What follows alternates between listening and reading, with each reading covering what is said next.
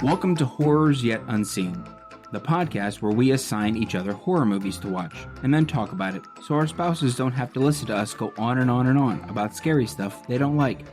I'm Zach. And I'm Steve. Let's talk about some scary movies. By the way, there will absolutely be spoilers in this show. You have been warned.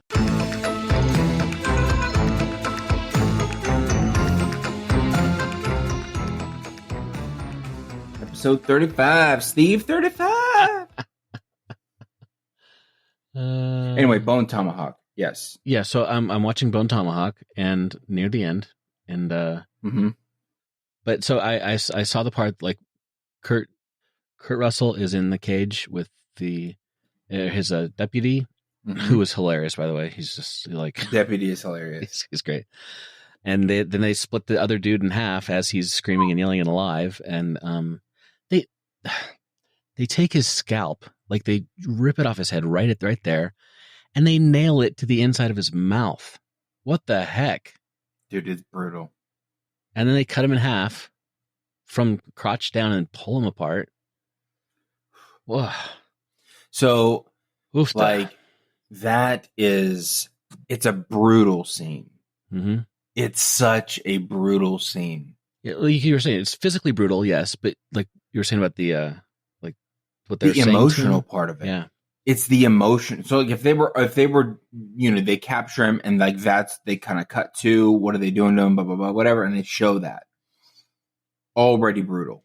Yeah, but you add on top of that the fact that Kurt's character is like, I would want to hear this, even if it's a lie. So he's just well, if I'm dying, I want to. It's going to be okay. Comforted. They're coming. They're going to avenge you. Everything's going to be fine. They're on their way. And I'm like, oh, it's just all of these emotions, which is exactly what they're going for. But, dude, it's so. Well, it's like gnarly. When the fancy dude got his hand cut off. The other guy that was with him, who had the telescope. Oh, yeah. Whoa. Yeah, and he said, they're like, I'm going to make this mean something. And he's like, please do. You know? Yeah. It's a common thing. You want your death to mean a thing, you know? I get it. I guess. Well, if you live in that particular time, yeah, maybe that is a common kind of thing. Maybe it is a common thing anymore. And I just am.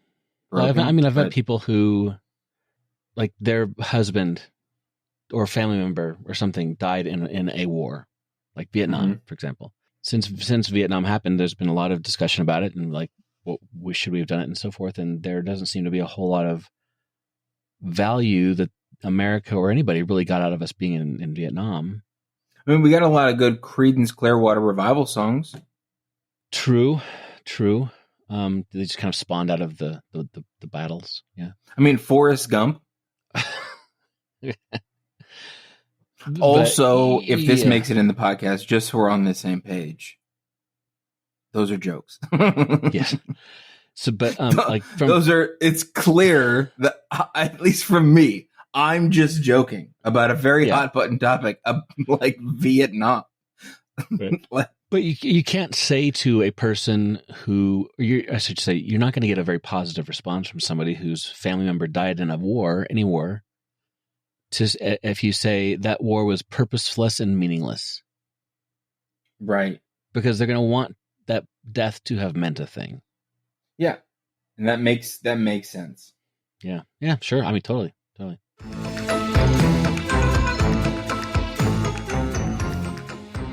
Yeah, there's a bunch of news. Dude, you got a lot of stuff here. Crap. Dude, I told you, that's so much. So there's a new Samara Weaving movie coming out. Yeah. I saw the trailer. Looks pretty good. Yep. That's literally as specific as we need to be. Right.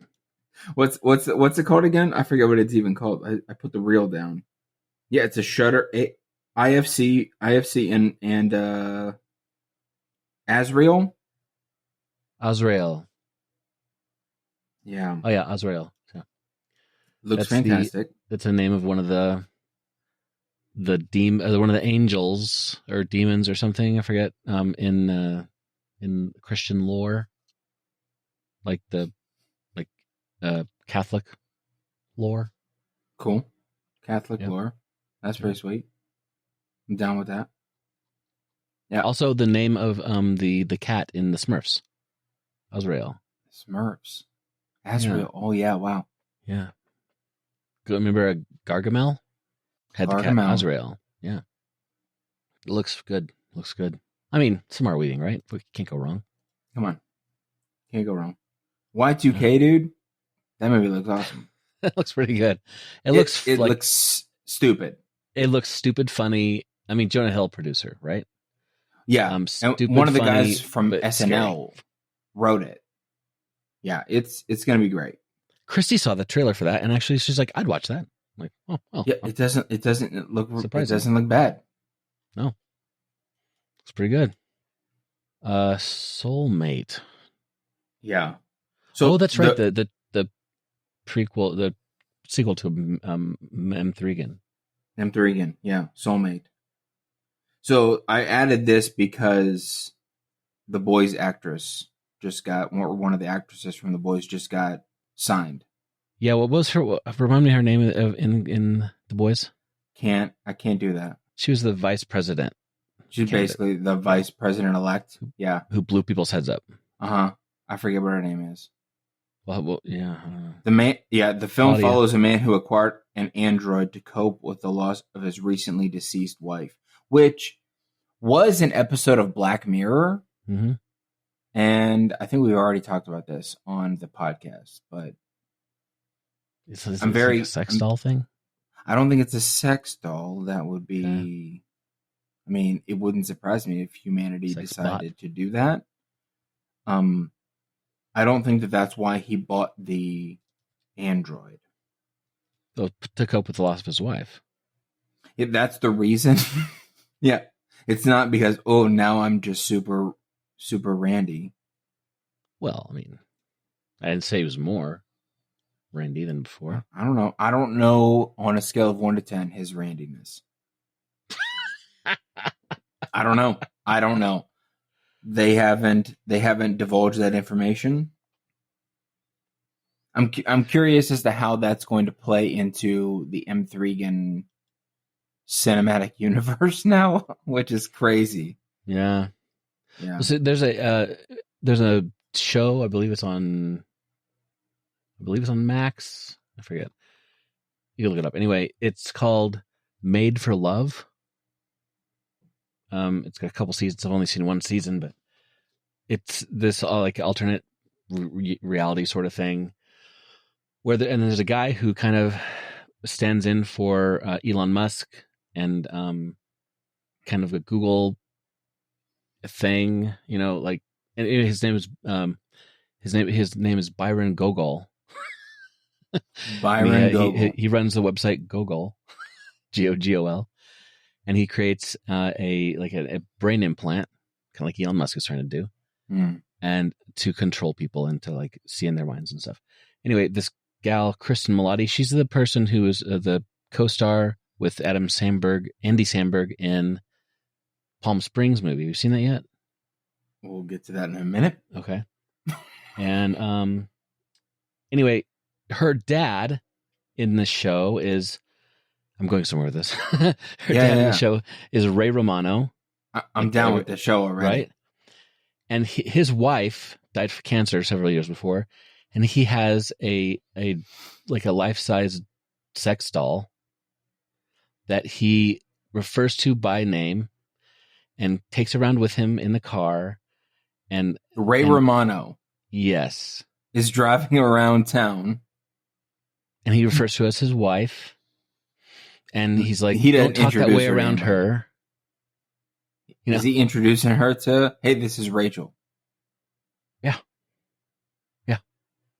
He's a bit crazy, but I need to watch this. We need to pause the podcast. I need to watch this right now.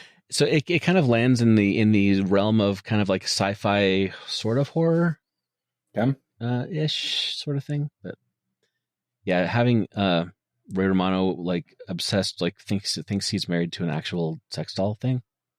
It's weird. Yeah, you don't say. Well, Friday the 13th. What's that? Friday the 13th. The prequel series is now at A24. What? Yeah. Nice. So here's the thing: is that I think they've I feel been better having about that now. I feel like they've been having some trouble with it. Yeah. Typically, anytime you got trouble with a TV show or a movie, and it's being shopped around, it's not necessarily the best for. I think it is at a good studio now. Yeah. But I thought Peacock was going to be doing it, and apparently not. So. Yeah, it's at 8. That's basically the news, is that it's at A24 now. That's good news. So, yeah. I wonder if that does mean that we might get an A24 Friday the 13th movie, which would be wild. That'd be crazy. I would love that. If it's like as unhinged as some of the other projects that they have, holy cow. Well, there's also speaking of A24 shows, there's a show that Christy and I started watching recently, which is really good, called Sunny. It's on Apple TV Plus, and stars Rashida Jones. Okay, you know who she is from? I do know. She's from Parks and Rec. The Office. Yeah, she's also Quincy Jones's daughter. Yeah, absolutely. Yeah, and she's in Silo. Have you seen Silo? I've not seen Silo. Bro, I mean, I've seen a couple. They have a couple around here, but I've never seen like. Yeah, not the one I'm talking about. Okay, no. Well. Not the grain holding kind, the people holding kind for 10,000 years. Oh, dang. Anyway, okay. Well, no, I've never seen that. But it takes place in it's an A24 show. It takes place in Japan. Her husband dies and leaves behind like a robot sort of thing. It's like it's not a sex robot. Don't worry about that. I wasn't. But it's really good. Yeah. So I requested a Gen Z list of ratings names. Right. Because my son is 17 and has better things to do, it did not happen yet. But I have a fill-in. ChatGPT. And I think, yeah. So I think if I give him this list and say, "Oh, I'm good," ChatGPT said exactly what you would have said anyway. That'll trigger him enough to do it. Got it. So you're gonna queue up ChatGPT to think like a Gen Z person with Gen Z lingo. Yep. And I already did ask it. You've already done it? Yep. Let's rock, dude. Let's rock. All right. So, of course, we have to keep the first one, Smoking Hot Turd. Yes. I'm very curious as to what the Gen Z equivalent of Smoking Hot Turd would be. Well, ChatGPT did say straight up cursed. Straight up cursed. 5. Okay. I like that. Yeah. 1.0 is dumpster fire. Got it. 1.5, big yikes. Big yikes, bro. Wow. Okay. 2.0 is meh, it exists. Meh, it exists. 2.5, kind of mid, TBH. I like these already. Yeah. 3.0 is low-key decent, which I thought was pretty accurate. And then 3.5 is hits different, in parentheses, kinda. 4.0 slaps hard. 4.0 is slaps hard? Yeah. Wow. 4.5 is major vibes. Major vibes. All right. And 5.0 is literal fire, no cap. Oh my gosh. Yes. Here's the deal. That if that doesn't light a fire underneath him to come up with something at least somewhat better, I mean, what's happening here? Wow. Yeah, there's something else. I like that a lot. Yeah, it's funny. I like that a lot. We got more news, man. You just were like a news machine, aren't you? Dude, there was so much news this week. We don't have to talk about everything. Like I said, the Well, majority of I this want to know stuff about was Alien just Earth. the majority of this stuff was just like it happened. We could just mention it and whatever. Yeah, Alien Earth. So that's 30 years before Alien. That's happening. Yeah. Mm-hmm. There's a short teaser that's out. It's an FX series, which I think is going to be good because FX does TV shows pretty well. Yeah. Yeah. I have not watched the teaser yet, though. And then there's It's What's Inside, the Netflix movie coming in October. It's What's Inside. Yeah. Wow, it's got great reviews, man. What? Alien or It's What's Inside? What's Inside. Yeah, it's releasing October 4th on Netflix. The horror film follows a group of friends who gather for a pre-wedding party that descends into an existential nightmare when an estranged friend arrives with a mysterious game. So yeah, of course, I'm in. But how is that not like that? It seems like this is a young person kind of theme, like a young person. What am I trying to say? Like, it feels like the studios know one thing about young people. Mm-hmm. And they're just making a bunch of different projects with slight variations to that one thing that they know. Because this feels like The Blackening. This feels like Bodies, Bodies, Bodies. This feels like it's probably going to be good. But there's a person I follow on Letterboxd who reviewed this movie back in January. I guess I saw it at a film festival or something. It says, they saw it at Sundance. Talk to Me meets Bodies, Bodies, Bodies meets Clue. And it's better than all of the above. Okay. A masterpiece of mind and stylistically gorgeous. It didn't say boop, it said a word that I can't say on TV. That's fine. So yeah, I'm definitely gonna add it to my October list. Totally. And at least preliminarily, I'm gonna add it to my October list. If I get to it, great. If I don't, I'll probably get to it. Let's be honest with ourselves. Okay. My new obsession is Frankie Frico. What is Frankie Frico? Dude, I need you to watch this trailer.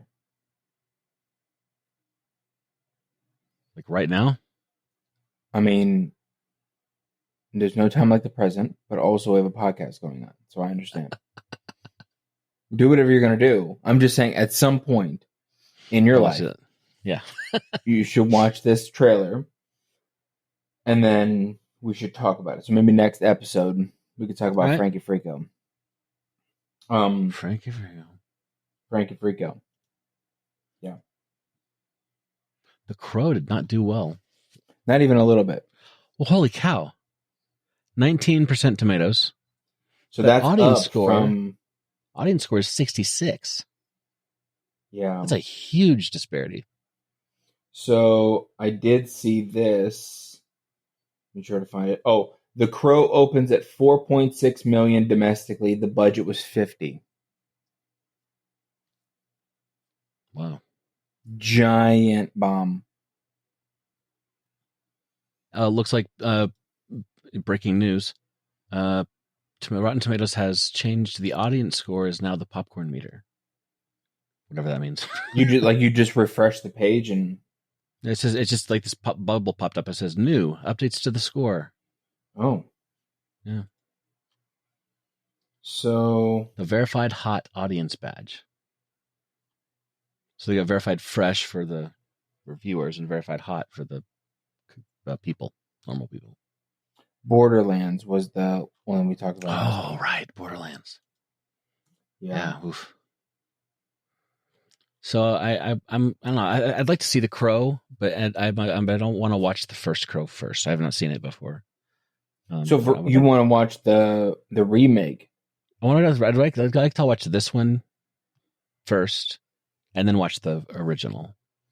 See, and they're both based on a comic book anyway, so I think we might have on our hands a possible Lost Boys situation. So I first understand that what I'm about to say is me possibly treading on thin ice. Okay? I get that. I've never seen the original The Crow. I know the story around it. Okay? I know the story around it. Not the story of the movie. I'm talking about what happened to the actors. Correct, yeah. Okay? I know the story around it. Okay. And I feel like what we might have is a possible, all caps, possible Lost Boys situation wherein the movie hit people during their formative years, or, and I've wondered this about The Dark Knight. Brandon dies, and the movie grows in popularity. Yeah, not because it's a good movie, but because Brandon died. Yep. And so I wondered the same thing about The Dark Knight. Not that Heath Ledger. I'm not taking anything away from Heath's performance. I'm saying I wonder. It's simply a wonder, and I'm never going to know the answer because I don't have the ability to go back to an alternate reality where he lives, and I get to see how people still react. Right. There's no way to quantifiably figure out the answer to this. I wonder if Brandon hadn't died, would The Crow still be the quintessential movie it is today, and people would not be crapping on Pennywise re-portraying this character. Also, I could be completely wrong, and this movie could be dog crap. Okay? There could be a reason why people are dogging on this movie in comparison to the original. Right. Yeah, I think there's a lot of that in Hollywood. Like, if you look at the ratings of whether it's tomatoes or whatever, for any old movie that's kind of still around, or there's like the ratings are just through the roof for older stuff. And it's all stuff that, like, if Tomato Meter had been around during that time, would it have been as high? And I think a lot of it's doubtful, which is fine. I mean, we have so much, the human brain is complex, and we have so much wrapped up in nostalgia and memories that are misremembered or like enhanced. Like, if we start thinking more positively than before, whatever. I mean, that's fine. It's what it is. But it doesn't mean I have to like the old stuff. No, it doesn't mean that's honestly why I want to watch the new one first, because I don't want to have a different. I don't know. I just kind of want to see it on its own merit,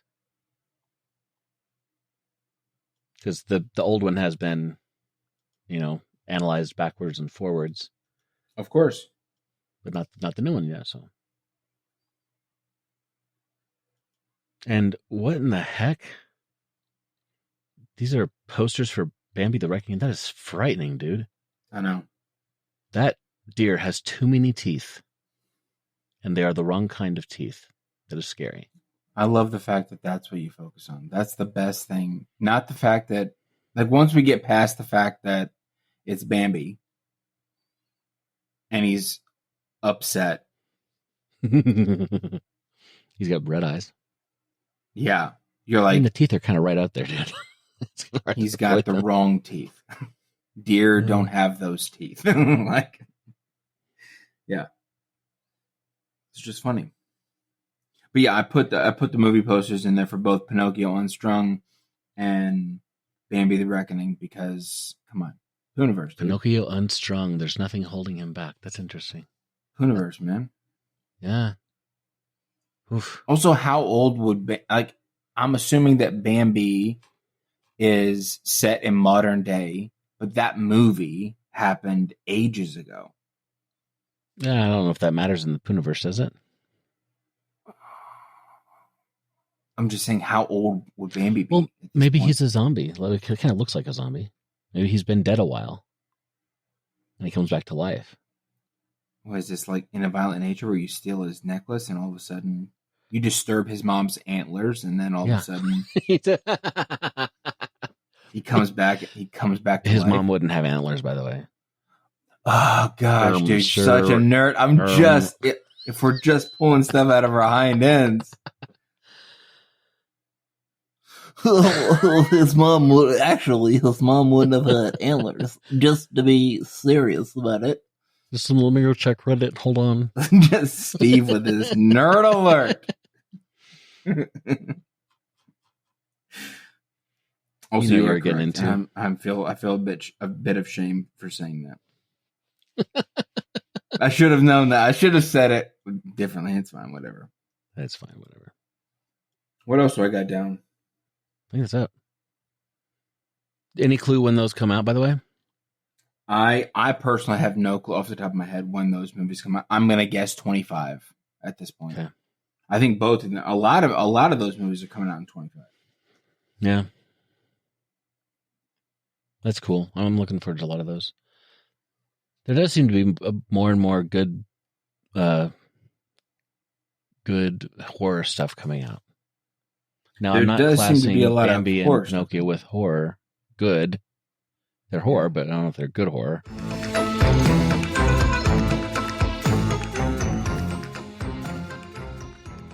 So what did you watch this week, Zach? Well, Steve, I'm glad you asked. I thought you'd never ask.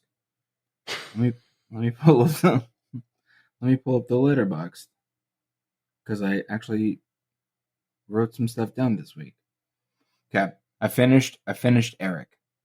It's not a movie, it's a TV show. It's on Netflix. It's got Benedict Cumberbatch in it. It's fantastic. Okay, people need to watch it. What's the genre for that? Huh? What genre would that be? That's a great question. Depressing? Is that a genre? So this Letterboxd is saying it's a mystery/drama. What? Let me go over to IMDb. Eric is a crime drama thriller. Oh, okay. So there you go. I finished Eric, 6 episodes. It's fantastic. Okay. Okay. I think you should watch it. I watched the movie Hatchet. Hatchet. I'm not sure I've heard of that. Not like the book from when we were 6th grade. Okay, not that one. What? No? You didn't get the reference? You were in 6th grade way before I was, so. Okay. Rub it in. Okay. You were in 6th grade in the 1800s. I'm just saying. Well, do what you can. How are you going to do what you can? You don't even have to control it. Anyway. It's hilariously bad. Okay? Hatchet is hilariously bad. I watched Palm Springs. Well, you did. Yeah, that's why I said we'll get to it. We'll get to it later. Okay. I watched Palm Springs. It was really good, dude. Right? It was one of those movies that I was like, why have I not watched this a long time ago? This was great. Same. This was great. It's one of the best time loop movies I've seen, and every time loop movie has all the same tropes and stuff for the most part. And I am a sucker for every single one of them. Yeah, 100%. Yeah, this was great. I enjoyed every bit of this. It was hilarious. You're gonna want to talk about this one. You told me. Steve forced me to watch this. I wasn't entirely planning on watching it. I knew of it, but was probably gonna put it on my list at some point to get around to. But Steve traveled all the way here and threatened my life, and so I watched the movie Milk and Cereal. Ah. The YouTube sensation. The best YouTube horror movie in the last 20 years. You heard it here first, folks. That's not propaganda. That's real. I don't know. Anyway, if you want to talk about it, we can't. Yeah. I also watched The Voices, which is the assigned movie. So those are the movies that I watch, or movies/TV shows that I watched. Yeah. Okay. What did you watch, and then we can possibly get into Milk and Honey. Okay, so Milk and whatever it is. I watched Milk and Cereal.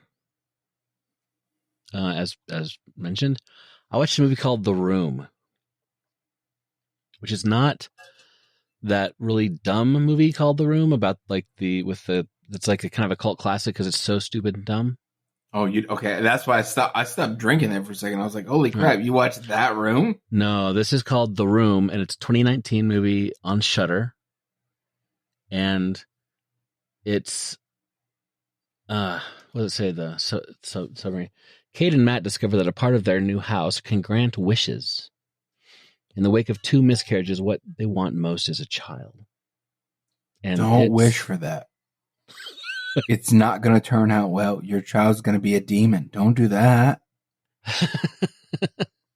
You think? Also, the premise is kind of, you buy a house and you realize, how do you even okay, my brain's it's an old house, and they're renovating it, and they're peeling off the wallpaper, and they've discovered this door behind the wallpaper. But how do you discover that the room grants wishes? Well, the guy was in there, so this happens. It's not really a spoiler. The guy was in there? Hold on. The guy was in there nothing was in the room. He was just like sitting there, like finishing off a whiskey bottle, because I guess you do that when you're depressed. Depression. Yeah, okay. And he finished off a whiskey bottle. He's like, man, I wish I had another bottle of whiskey. And like the room goes dark, and it comes back up, and there's a bottle of whiskey there. He's like, what? And then he tries it out, and it's like gives him anything he wants. So it's an interesting concept, and I really like it. And the ending was really good. Really good. The Room. Mm-hmm. Okay, well, I'm immediately going to open Shudder and add it to my watch list. No, I don't want to stop scrolling, for the love of Pete. Anyway, that was just a small tirade on Apple Notes. Sorry for that. It was an ugly emotion, and I'm sorry for having an ugly emotion. Yeah, you're harshing the vibe, dude. Then I watched Problemista. It's an A24 movie. Have you seen that one? No, but I've heard of this. It's so good. Weird. Okay. Anyway, and then you watched Problemista. Problemista, really, it's like one of the, it took a bit to like. There's a kind of the first act is a bit wonky. Like as far as like where are we going with this? Come on, something needs to happen. Okay. But then it ends in the most beautiful way, and I just smiled for like an hour after it. It's great. Is that a horror movie? Far from it. Far from it. And then I watched Free Fire, which is a movie it's on Max, Brie Larson, Cillian Murphy, Armie Hammer. It's got a 3.2 on Letterboxd. It's pretty good. I gave it a 2.5 stars because it's about a gun sale which goes wrong. So the entire movie takes place in a warehouse where they're doing this like underground gun sale, and there's like tension, blows up. They all trying to shoot out the whole thing. That's the whole movie. It's like a real time movie. So like in a minute's like a minute. So like you watch the whole thing unfold, and pretty good. But I don't know. It just kind of went a bit long for me. It's everything just being in one room. That's good. It's good action. Then I watched Starry Eyes, which is also on Shudder, which creepy. And my review is what Maxine should have been. Brutal, scary, and I would like more of this, please. Got it. Really good movie. Then I watched Jackpot, which is currently on Prime. Or on Prime, yeah. It has it's fun and stupid, but it's fun. It's Awkwafina and John Cena. Yeah, it rhymes. Awkwafina, John Cena, bro. Yeah, this is the one where it's like what? You were just like, and I didn't know what you said. I said Aquafina John Cena, and I think you mouthed basically that back to me. It's hilarious. It was good. Just but caught me off guard. It's a stupid premise, but it's fun. It's like in the future, the lottery in LA. If you win the lottery, whoever kills you first gets that money. And she like wins like $300 million, and so everybody's trying to kill her, and John Cena is trying to protect her. But it's a fun movie. It's not don't think about it when you're watching. Just turn your head off. Got it. And I watched Chained, which is really a brutally hard movie to watch. It's Chained.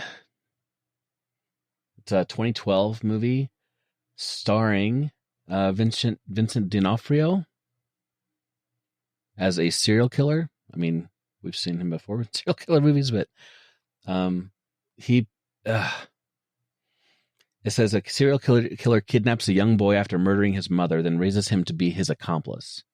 Oh, dang. After years in captivity, the boy must choose between escaping or following this captor's bloody footprints. Oh my gosh. Yeah. And I mean, he's got this kid in like chained to his house for 9 years. Maybe 10 years. Wow. Yeah. It's so well done, but I don't think I could watch it again just because like my psyche couldn't handle it. So sad. But good. If that makes sense. Then I watched Clown, which we'll talk about in a second. And then yesterday, my son said, "Can we watch something that's not sad and scary?" And not that he ever watched these movies with me, but we watched The Secret Life of Walter Mitty because he hadn't seen it. Dude, that movie is fantastic. That's right. It's fantastic. Yeah, you can't go wrong. No, not at all. It's just 5-star smiles the whole time. I love it. It's a good movie. So that one and Marcel are good, kind of like mental, clearing. Fantastic Mr. Fox is another one. Oh, 100%. Yep. 100%. Yeah. Yeah. So that's my breaking news. Yeah. Josh Gad confirms he's writing the script for Spaceballs 2. Dude. Yes. So I'm not too sure that we need one. Okay. I'm going to say that out loud. I'm not too sure that we need one, but if anybody was going to write it, Josh Gad, come on. He's got to be Barf. I'm assuming he's going to be. Come on. Right? He's got to be Barf. Well, at least Barf's son. Oh, son of Barf. Yeah, well, you can't be Barf because Barf, that was John Candy's character, right? Oh, fair. Yeah. So you can't be Barf. You have to be the son of Barf. You have to be Puke or something like that. His name is Puke. Come on. If his name's not Puke or Fart, it's got to be like Barf and Fart or something like that. That's great. Come on. Puke. That's really good. Yeah. I think if anything is going to just get a sequel, Spaceballs is pretty good because Spaceballs it doesn't really matter what you do with it. It was already stupid. Mm-hmm. Now you could end up ruining it, like they're writing Happy Gilmore 2. What? And I'm slightly. I don't know what that is. I might have qualms with that one. Yeah. Yeah. So anyway, well, that's cool. Now on to milk and cereal. Okay. What did you want to talk about? You told me that I had to watch this. Well, I had to stop what I was doing. I was taking care of my family and blah, blah, blah. And you're like, no, Zach, that doesn't matter. You need to watch Forget this those kids in the burning house. Just watch this thing on YouTube. What scenario do you think I was ever in that kids would be in a burning building and I would choose? Just work with me here, buddy. I'm not going to yes and that. I'm not going to yes and that.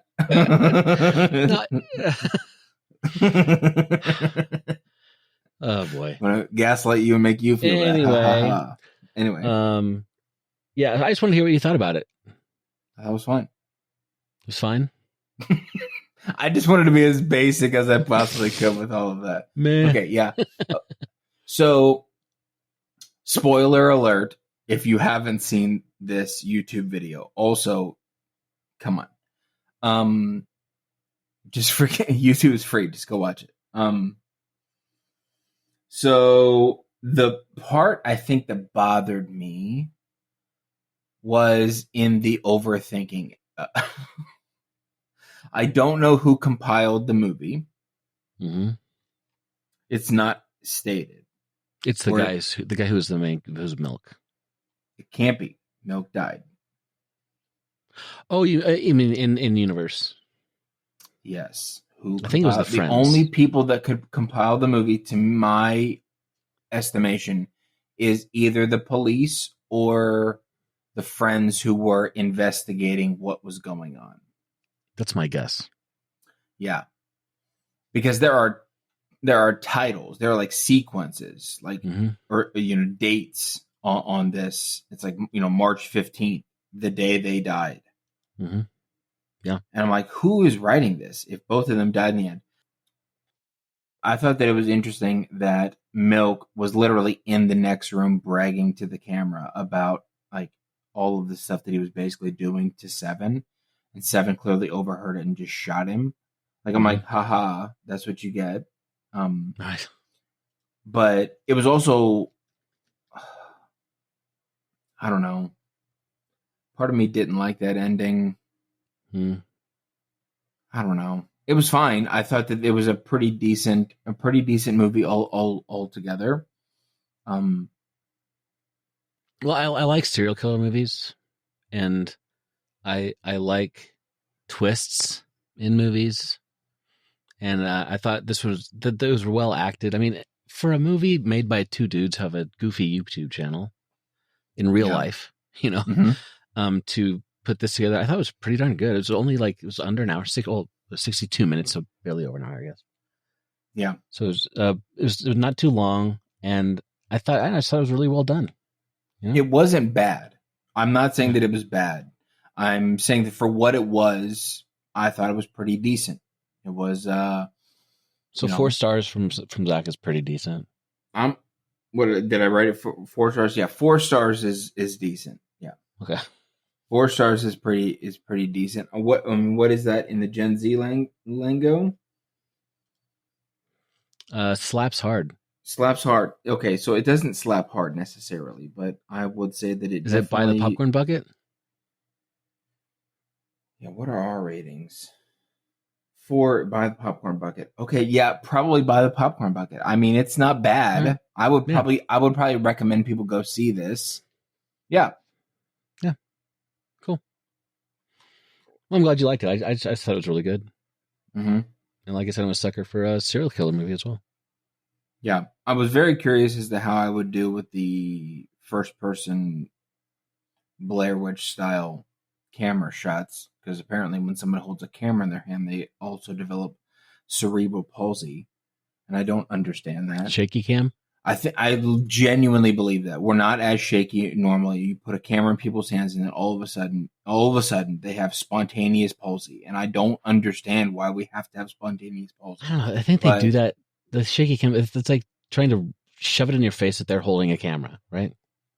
I mean, I know you're holding a camera. Yeah. Yeah. Quit bragging. Jeez. We get it. Well, we get it. Yeah. Well, let's shoot for the movies. On to our movies. Yeah. Now on to the feature presentation.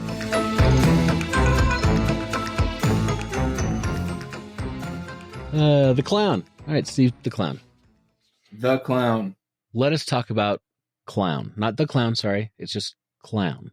Clown. Right? Singular clown. Alrighty. Clown 2014. What does it say? Synopsis is: a loving father finds a clown suit for his son's birthday party, only to realize the suit is part of an evil curse that turns its wearer into a killer. Reviews from the worldwide webosphere. Tomatoes, 48% and 38%. So 38% cut. 38% viewer. IMDb 5.7 out of 10. Metacritic 42%. and Letterboxd is 2.6 stars. And I gave it 3.5. 3.5. Yep. Let's look at that. That's what you gave it. Huh. 3.5. Yeah. I legitimately liked this movie. It was fun. It wasn't necessarily bad. It wasn't bad. It was, what was it again? It was worth another watch / it hits different, kind of. Okay. Whatever. So it definitely hits different. The one note I put in here is like, not enough people use sledgehammers as weapons. Right. Just right out of the gate. So the premise roughly is, and I don't need to go, I don't want to go through the entire walkthrough of the thing, but the premise is this dude's he's a realtor, and he's working, and he's got houses to sell and all that stuff.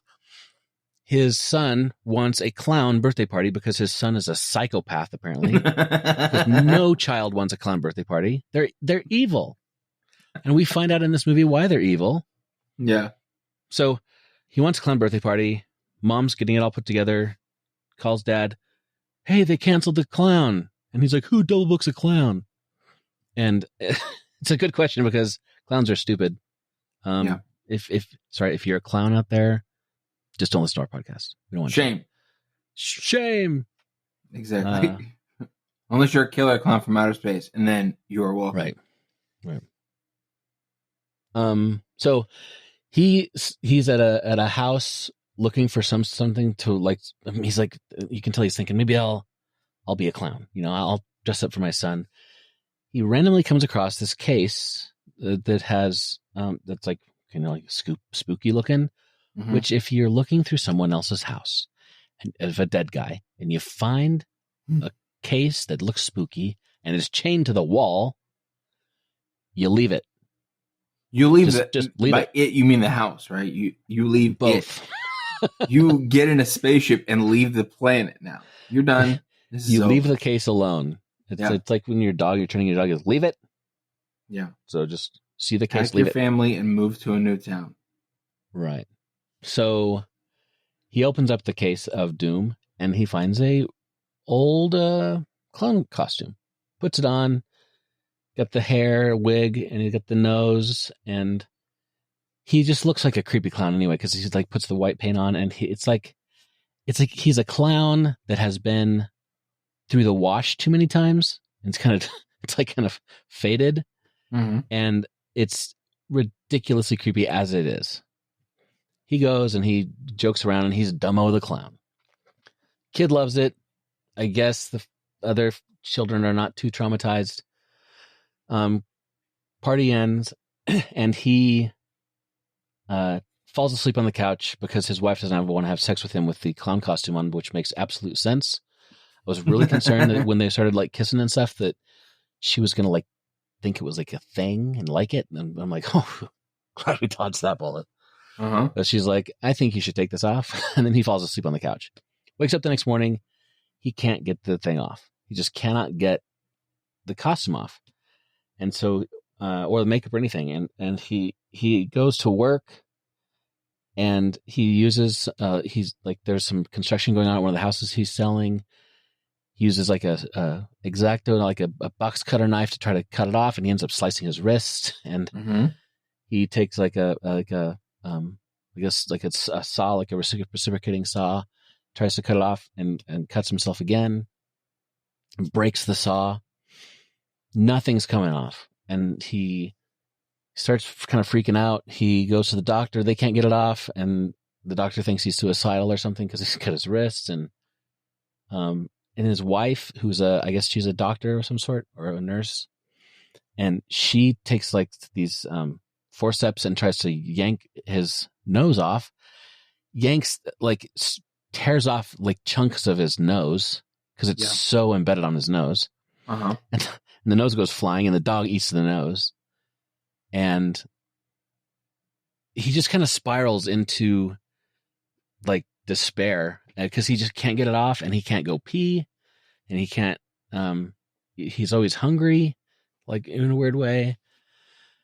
And I forget.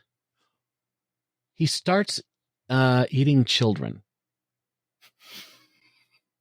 Yeah. Uh-huh. And I forget exactly when the first one was, but like he even moves into like a hotel room to get away from the family for a bit. And this kid is like just way too nice. And this is a good example of teach your kids to not talk to strangers in motels, because the kid's like trying to bring him snacks and stuff. And so, he tracks down the guy who owned the house. Turns out it's the brother of another guy who you find out through the movie who used to be have the costume stuck on him. And so current clown suit wearer guy, Kent, I think is his name, he calls the other dude and he's like, I can't. He's like, there's this costume. He's like, don't touch your costume. He's like, well, I got it on. He's like, oh, well, I'll come to you. And it gets really weird. Find out that the only way to get this costume off is to decapitate the person who's wearing it, or give the demon what it wants, which is 5 dead children for it to eat.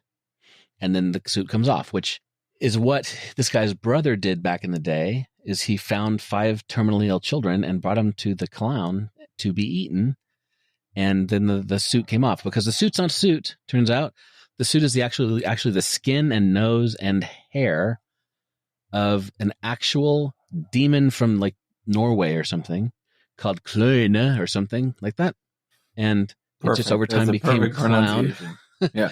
Over time it became a clown, and people thought it was funny, but it's just this super evil demon, that like demon type thing that lives in the mountains of some fjord and just ate children. And every winter come on and eat 1 child per month of winter.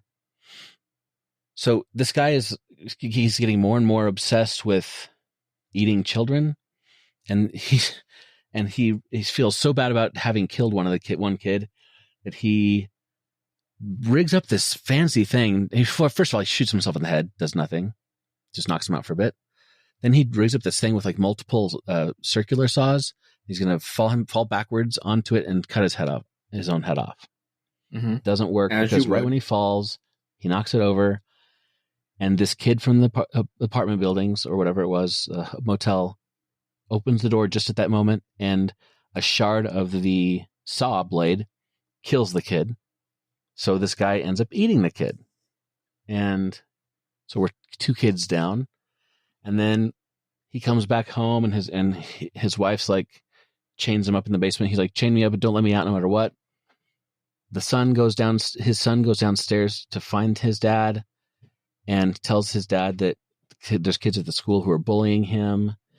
And so the dad goes and finds these kids' houses, and he kills 2. He like eats 2 of the kids basically. And it's pretty gross, because you don't often see, they don't often show in movies, like when kids die, like the gory grossness of it. You're right. And this one, they had like one of the kids on the floor, and you saw his legs, and like waist up, it just looked like hamburger meat just all over the floor. It's like pretty brutal. But during this whole time, he's becoming more and more and more like a creepy, nasty clown. And I thought the creature design in this was pretty good, because he becomes less human looking. Like his head gets like enlarged in a weird way. Mm-hmm. And so the final clown look that he has is super weird, like super creepy, super animalistic looking. And the suit becomes more tight on his body, and he's like, you can like see his muscles and stuff, and you can see how maybe it was the skin or something. And he's finally like turned fully into this clown, and he tells his wife that she needs to bring him 1 more child to take care of this. She's like, I just need 1 more child. She's got 4 down and needs 1 more.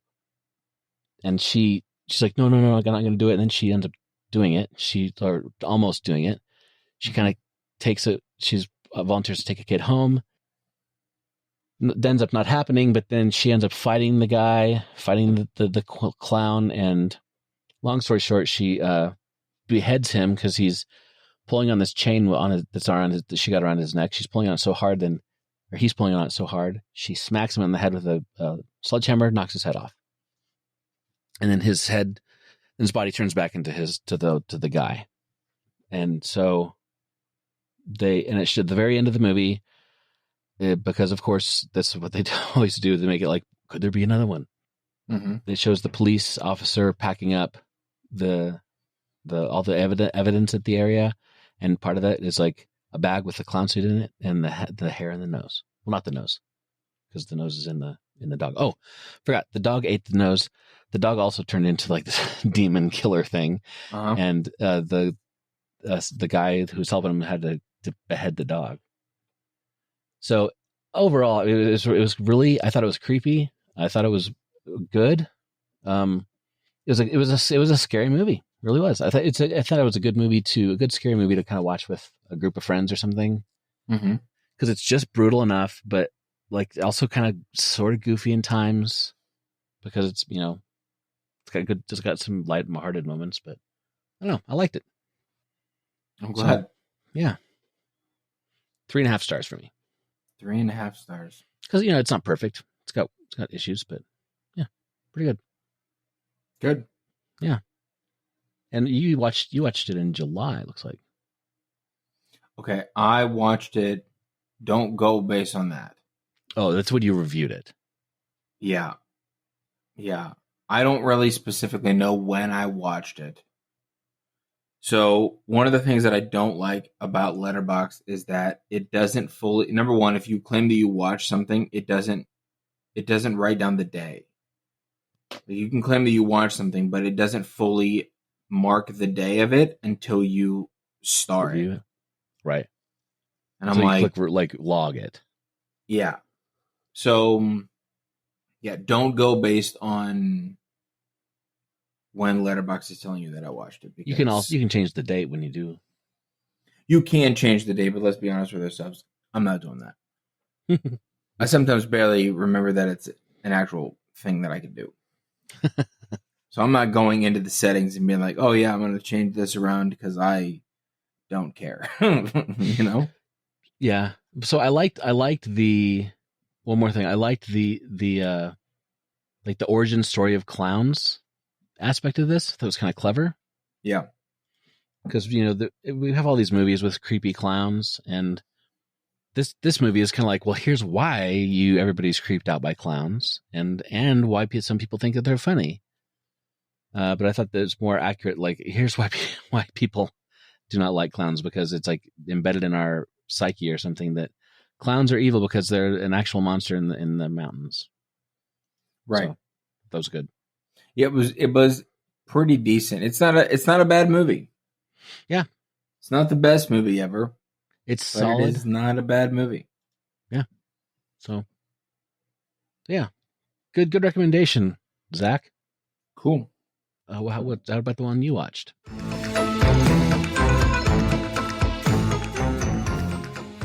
Yeah, so you assigned me to watch The Voices 2024. Yeah. And starring Deadpool. And it definitely was a good Deadpool prequel. I thought it was a pretty good Deadpool prequel. I mean, all of Ryan's movies are basically just Deadpool prequels, aren't they?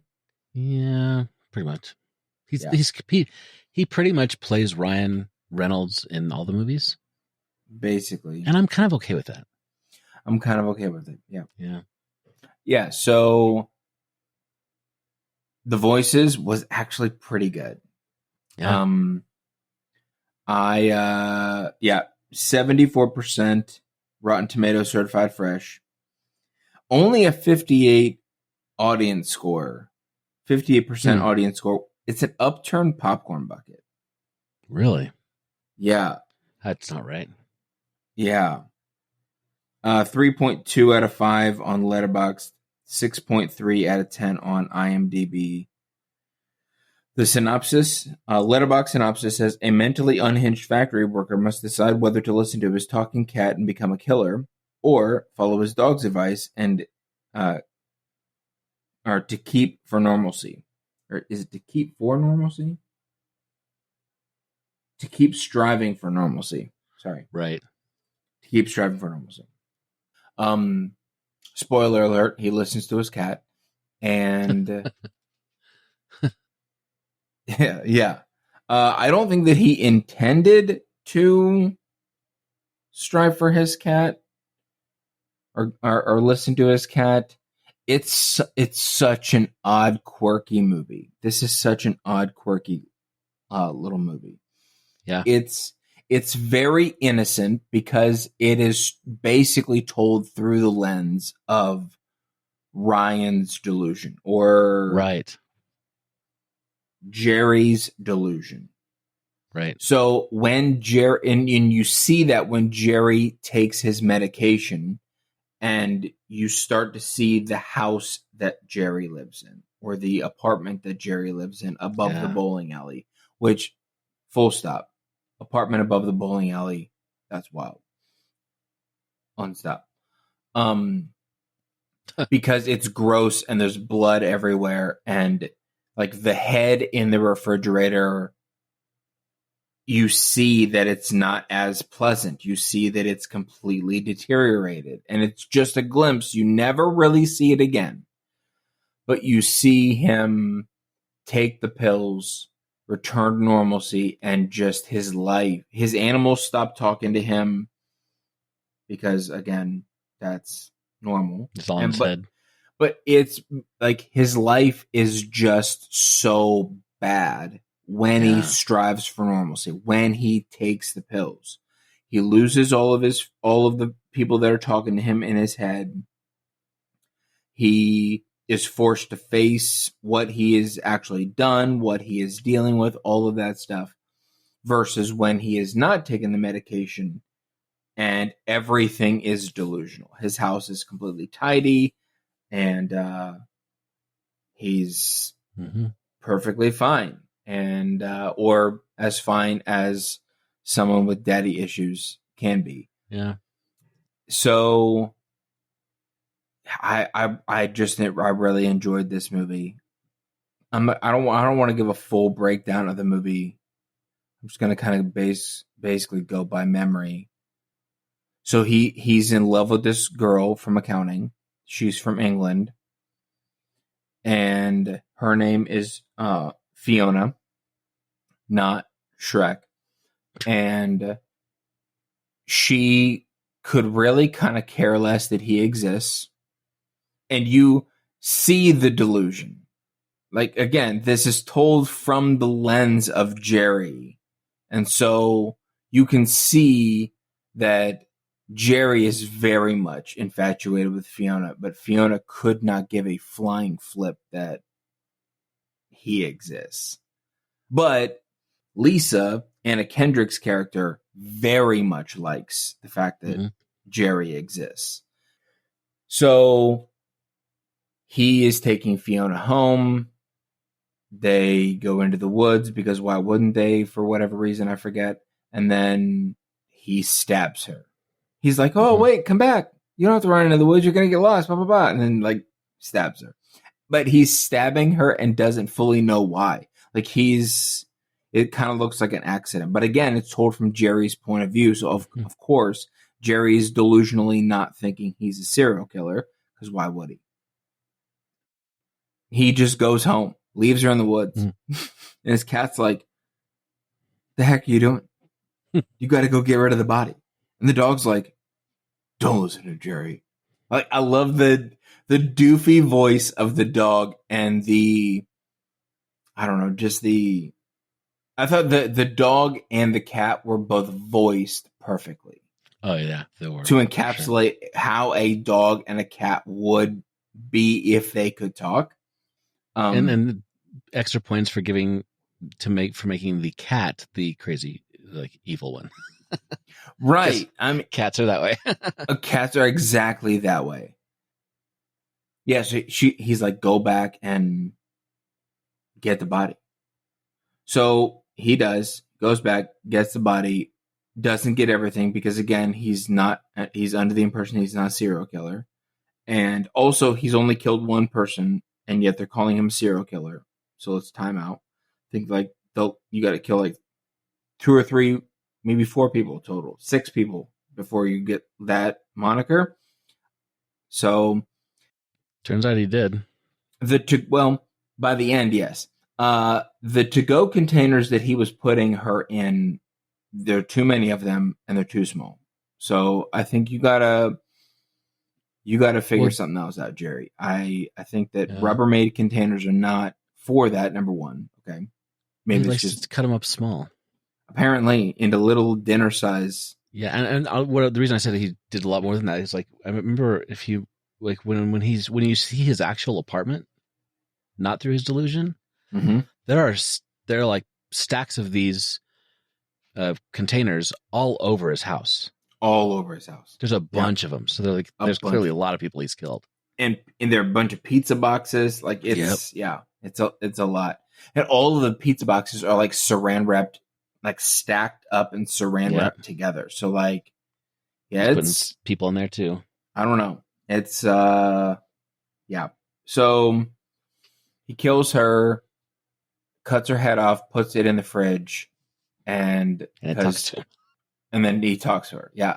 He basically just talks to her, and it's lonely in the fridge, and he pulls her head out and like puts her on the coffee table, and they have conversations, and it's cool, whatever. But he also apparently he has a court mandated therapist. So there's clearly a past.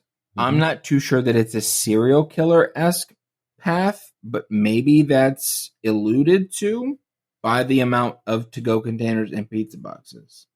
Yeah. It's not explicitly stated why he has a court-ordered medication and court-ordered He's clearly had problems in the past somehow. He just had psycho problems in the past, but he also killed his mom. So, but she asked him to do it, so I don't, whatever. This, anyway, he goes to kill Lisa, but he ends up not, kind of falls in love. I thought he was kind of turning his life around. I was wrong. And because she goes to surprise him at his apartment, and I was like, don't do that. That's dumb. Don't surprise a man who is a serial killer. That is a mistake. But of course, she did not listen, and she surprises him and then tries to be helpful because he apparently locks himself out of his house. And she should have just left. She should have just read the room and left. She had an opportunity to leave, and she didn't. And I'm not going to say that she got what she deserved, but listen. Well, she didn't know he was a serial killer, did she? No, she did not. But, when you break into the apartment and you see all of the stuff. Yep. You don't think, I need to help this man. You can't fix him anymore. You have run to away. Stop thinking that you can fix your man. Stop. Please just leave. And you had an opportunity. And so he also said he was going to jump in through the skylight. So come on. I'm not overly too sure how the coworkers found out about his childhood. But yeah, Fiona goes missing, Lisa goes missing, and then Allison, who is another accountant at the company, she's like, hey, everybody's missing. They didn't come to work today. The other friends or just normal dicks at work launch a full investigation and basically call the cops, find out that he's been killing people, and he dies in the end. And he dies in a very spectacular kind of way because they break into song, and I did not see that coming whatsoever. I forgot that. The end, so basically he dies. I'm going to assume he dies by just smoke inhalation and burns to death. It doesn't explode, does it? I just don't. Burns, right? I think it just burns. But because the last time you see him, quote unquote, alive is when he's just laying on the floor of his apartment. and it's all on fire around him.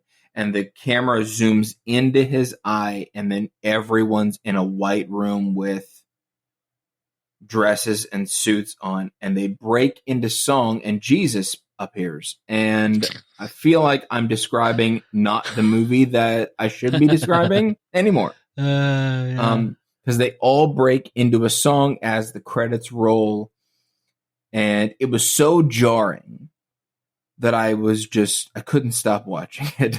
I did not fast forward. I was like so infatuated with the ending of this movie. And so that's basically it. That's basically it in a nutshell. I'm on the page right now. Let's see. What should I give this? I mean, I think I'm going to go 4. I think I'm going to go It Slaps Hard. Yeah. Okay. I think this movie, it was a decent movie. It wasn't a bad movie. It was definitely, I think, worth watching again. Yeah. Also, he goes into this Chinese restaurant. He loves this Chinese restaurant. Mm-hmm. Right. And they do a show. Like it's an Elvis. It's a guy in an Elvis costume doing cabaret, like a show, like dinner theater, I guess. I don't know. But then there's also maybe karate. Again, so much of this movie is like since it's from his perspective as a crazy person. Yeah, I very much want to know what's going on at this Shishin, is what it's called, or something like that. I think. Also, sorry if that was racist. I didn't mean to be. I was just trying to pronounce the name of the Chinese restaurant from the television show or the movie that I just watched. Yeah. So it was a decent movie. I thought it was a decent movie. Slaps Hard, 4 stars, or what is our rating for that?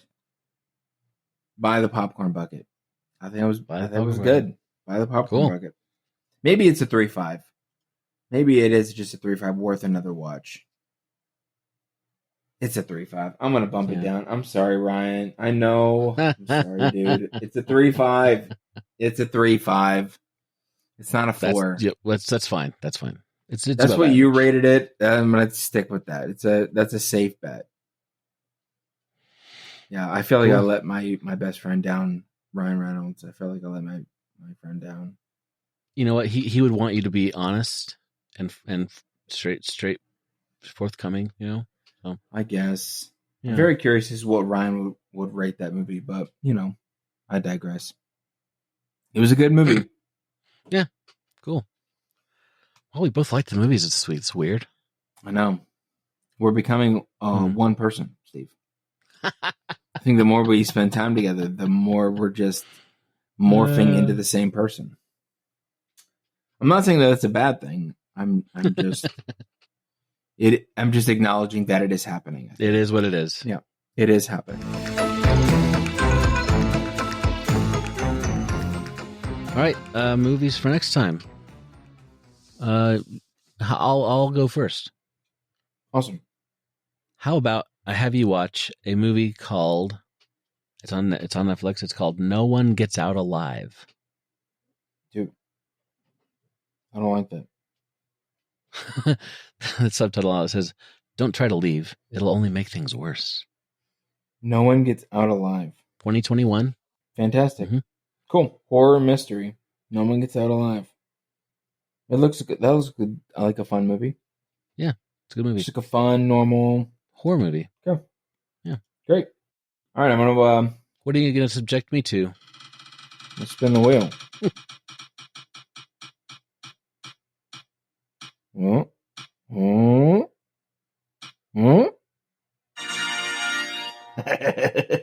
Halloween 3, Season of the Witch. Ah, okay. All right. Yes. This is the branch out, the long lost stepchild of the Halloween franchise. Halloween movie that doesn't have anything to do with Michael Myers, right? Technically, no. Not in the same storyline. Right? It is some sort of anthology series. I'm not too sure what I'm not too sure what substance the creators of Halloween were taking at the time that they wanted to go down this particular path. Because they did Halloween 1, super success. Halloween 2, okay. Then they were like, hey, hear me out. What if Halloween 3 had nothing to do with Michael Myers? And everyone in the room was like, oh my gosh, that'd be great. No one would see that coming. It's gonna make us so famous for doing that. Yeah. And this is the movie that they made. And then they went, this is a mistake. Let's get back on track. Yeah. And make Halloween 4 with Michael Myers. Right. So yeah, Halloween 3, Season of the Witch. Okay. In all of its 1982-ness. So. Something about that reminds me, I forgot to mention in my review of Clown that I was surprised that you gave me an Eli Roth movie. This is, I forgot. So here's the interesting bit, this bit of trivia. Eli Roth is a producer of the movie, and he's also the clown. At the very, very end, he plays, when it's like full-on clown, he's actually the clown. Yeah. What? And what happened is, the guys who made the movie were kind of just like, they made a fake trailer and they put it on YouTube, and they said from the horror mind of Eli Roth, like total faked it out. Mm-hmm. And he thought it was so clever that he called him up. He's like, I'll produce your movie. What? Dude, Yeah. That's all you got to do? Yeah. Steve, we got some work to do, dude. Yeah. So it was not really, it was like he probably helped fund it or whatever, but he didn't really, it's not really his movie. So, well, here's the deal. But I thought that was interesting. Justin Long. Yep. Nicolas Cage. Yeah. Shaquille O'Neal. Yeah. Mega fans of our podcast. And Mark Cuban. You mean to tell me that we get all four of them boys together, we don't make the best horror movie in the world? Yeah. Mark Cuban? Is he just going to finance it? Well, Mark Cuban, we shouted out Mark Cuban when we were trying to figure out our True, right? Movie catheter situation. That's right. Because I'm going to pitch Mark Cuban movie catheter. Okay, so he's Moneybags. He's the producer. By the way, no one at work is okay with movie catheters. I've had conversations with people. No one. Everyone is like, that's a terrible idea. So I know that we're on the right path. But if everybody's saying it's a bad idea, 90% chance we're on the good path. Absolutely.